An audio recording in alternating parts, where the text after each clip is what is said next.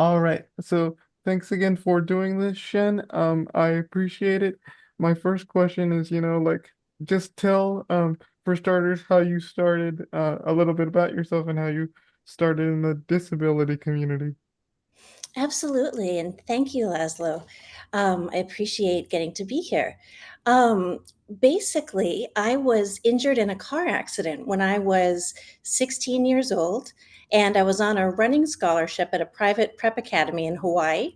And at the end of the year, it was my junior year of high school. I was catching a ride to the beach with some friends to celebrate our having won the state track meet, and got in the car accident, and I was in a coma, and then when I woke up, I was paralyzed from the chest down. So that was my entry into the disability community. And I didn't know anybody who had a disability prior to my own injury. So it was a brave new world for me. And I have to say, it's been one of the most interesting journeys that I've been on. And I have a lot of appreciation for this community and for this life experience. And I can honestly say, I just celebrated my 31st anniversary of my disability. And I can honestly say that life is beautiful, standing or sitting. Mm-hmm. So tell me a little bit about the work that you do in your current role. Absolutely. So I am a licensed clinical psychologist. I work in the Silicon Valley of Northern California. I work virtually, which helps a lot because it erases any mobility challenges for both myself and for my clients. Um, I practice psychotherapy many hours a day, and I see clients from all over California. I'd say my primary three areas of treatment are depression, anxiety, and trauma. But around those issues, as we all know, life happens and people often are going through life transitions or marriages, divorces, relationship issues.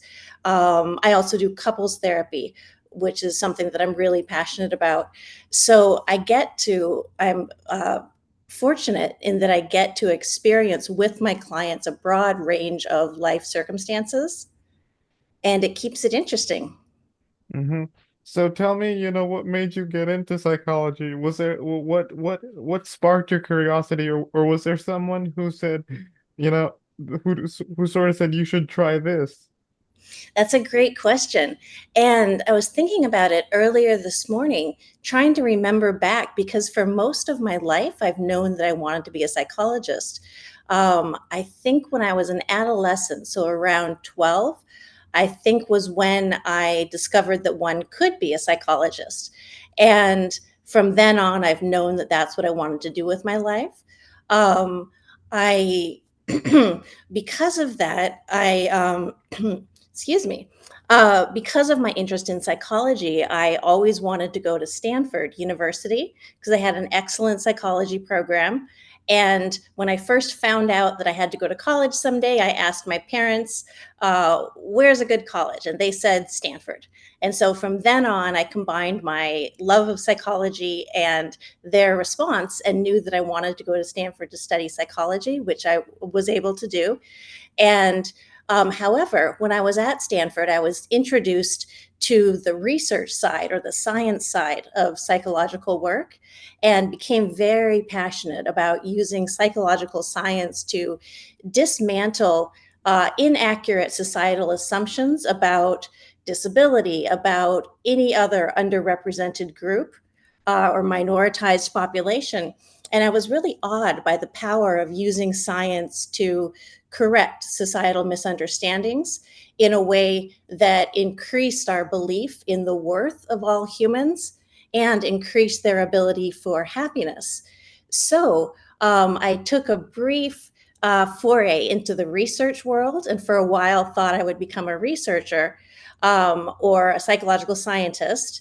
And at Harvard, where I did my doctoral work, um, I was able to study the science of happiness, and that was so much fun, absolutely enthralling.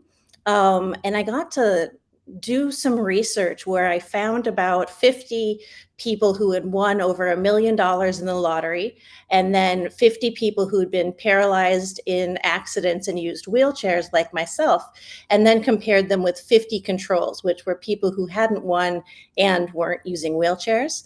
And I used every measure under the sun of happiness, um, and gave them all to everybody. And the most interesting set of results was produced um, after about 10 years post winning for the lottery winners and about 20 years post injury for the paralyzed participants, which was a condition that I established before I did my study. Um, Everybody's happiness looked the same. And I think the key ingredient was the time sense event, meaning that there was an original study done in 1978 that looked at similar groups of people, but they found that there was a huge difference in happiness and well being, meaning the paralyzed participants were much less happy than the winners and then the controls. However, when I elongated the amount of time since event, that disappeared.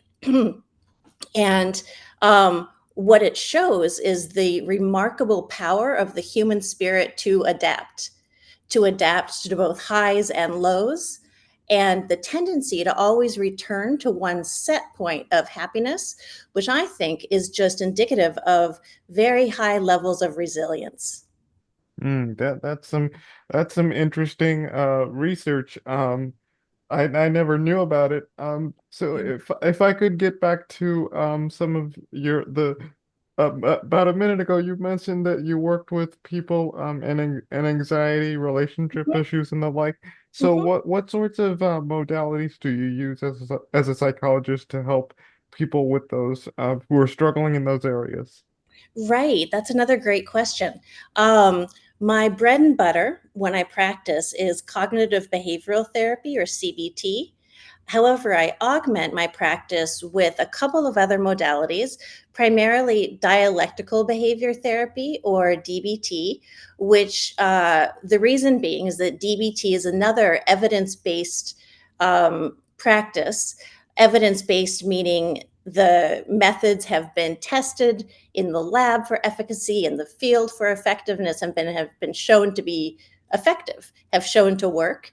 And CBT and DBT are both in that category. DBT, however, produces or provides a number of excellent skills for things like emotion regulation and distress tolerance, mindfulness, and interpersonal effectiveness.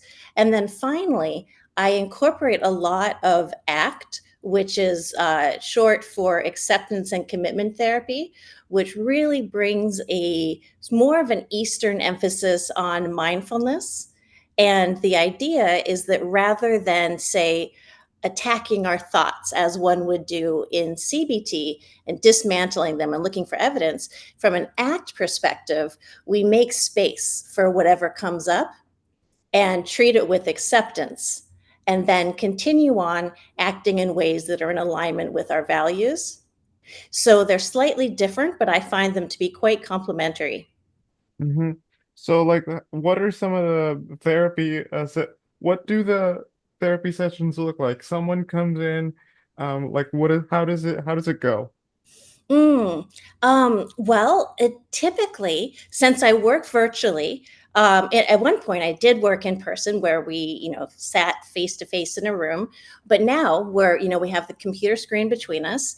And once we have established rapport, which typically, we emphasize in the first several sessions, and get to know each other a little bit or more familiar with each other, and the client becomes more familiar with my working style, I try to balance a combination of process work and skills learning. So, process work is more of what you would think of with traditional talk therapy, sort of talking through a client's concerns, adding insight, helping them analyze it or expand their perspective. And then skills building would be imparting practical, tangible, life changing new techniques like tips and tools. So, for example, if somebody is really struggling to regulate the emotion of anger, um, and they're just not doing very well in handling angry outbursts, I might give them some tips for down regulating their nervous system, um, and helping them get back to an equilibrium. For example, there's one where you simulate the mammalian dive reflex by putting cold water, either in the form of ice packs or by dunking your head in water over your eyes in a specific area. And then you lean forward and you count to 30, hold your breath for 30 seconds. And it does a remarkable, almost magical, has an effect on reducing your heart rate so that you regain your composure, your equanimity, things like that. Tools like that that I've learned across the years that can be helpful for people to reach whatever their goals may be. Mm-hmm. And my next question is, have you had any clients with like spinal cord injuries or anything like that? And what have they told you about their struggles with sort of anxiety, depression, all that kind of stuff, and kind of just ex because this idea of like you talked about earlier with your research, happiness, finding that happiness. Hmm. Yeah, I have. And I love working with fellow travelers along the spinal cord injury path. Um, In fact, I have been fortunate to have started doing a lot of public speaking, in particular around issues of disability. And one section of that work has been with the SCI Boston. It's a chapter for spinal cord injured individuals in the greater Boston area, and with the Northern California SCI Foundation. So, speaking directly to people about their mental health who have spinal cord injuries, and also leading a series of workshops with newly injured folks in the Boston area. So everybody in those venues have spinal cord injuries, and the research is pretty interesting. I think the expectation from the common population post spinal cord injury is that everybody would be depressed, everybody would have PTSD and anxiety, but it's actually not true. There is a sizable minority of people with SCI who do encounter mental health challenges, but the majority of people, say 2/3 of people, do not, and look very resilient. So, of course, I tend to work with the folks who fall into the 1/3 of people who are struggling with depression or PTSD, for example. Um, and so we'll do a lot of work with acceptance practices, changing what we can. It's sort of like putting the serenity prayer into action, helping people accept the things that they can't change, change the things that they can. Um, and it's been really fulfilling work for me. In fact, some of my favorite work involves giving back to the spinal cord injured community. Mm-hmm. I was good, which leads me into my next question. Like, what have you learned in doing this kind of work, just like in your work as a psychologist and the like? Oh, I've learned so much. I've learned so much from my clients and from doing this work. I'm so inspired by my clients. Several things that I could take away. One is the importance of leaning in and really feeling our emotions, feeling our feelings, because they have to go somewhere. Oftentimes, what we'll do when we have a feeling that feels hard, like anger or sadness or grief, is we'll try to stuff it down or distract away from it, pick up our phone and start doom scrolling, or call somebody else or do something else, turn on the TV. But our feelings have to go somewhere.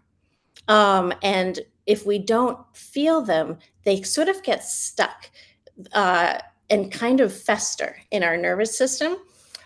So I think it's really important to spend some time feeling your natural emotions. Um, and natural emotions are the ones that almost anybody would feel given a certain circumstance. So, with a spinal cord injury, right, feelings of loss, feelings of grief, some sadness will come up, maybe anger. Um, and then there's another kind of emotion, another category called manufactured emotions. And those are the emotions that are due to how we perceive things, right? So those ones might resemble guilt or shame because we feel like we're not coping well enough with our circumstances, that sort of thing. And so giving people tools to one, stay with their natural emotions and feel them. Um, is powerful, and then giving them tools to analyze and really question and interrogate those manufactured emotions has been really helpful. Also, this grew out of my research primarily, but it's reinforced every day working with my clients. And that is that circumstances don't matter as much as we think they do or we expect them to. And by that, I mean the things that happen to us, uh, if whether we get paralyzed, whether we win the lottery, whether we uh, get divorced or lose somebody, that sort of thing. Um, all do cause some predictable emotions, but they don't last as long as we think. And the power of the human spirit to transcend no matter what happens and return to a stable place is remarkable. And I think much stronger than the power of any circumstance to keep us down. So, those are just a few things that I've learned along the way. Hmm. And I always ask psychologists this, what do you still hope to learn in terms of something new or are curious about? Yeah. Oh, there's so many things I'm curious about. You can't quite see in my apartment, but I have six Yes. feet high bookshelves um, all around the room. And I'm always reading, always learning. In fact, one of my favorite parts of being a psychologist is the continuing education requirement. You have to get 36 units in every 2 years to stay abreast of the current research and so forth, learn new modalities, and I always get around 200 units because I just love learning. So a couple things that are on that I'm interested in terms of modalities. IFS or internal family system, also known as parts work, is something that I'm really interested in learning. Also, EMDR for trauma is another modality that I think I'd like to invest some time in learning. Um, and just staying abreast of all of the current scientific research in the field so that I can know what the latest science says about how best to treat, how most effectively to treat each of the different challenges. All that keeps me busy. Hmm. And lastly, what can other people take away from this? How can how can like psychologists who are thinking about entering the mental health field, and learn about, just learn about psychology in general, but just the spinal cord population, what can they how can they be sort of prepared to take on that sort of role, I guess. Right. To quote Nike, just do it.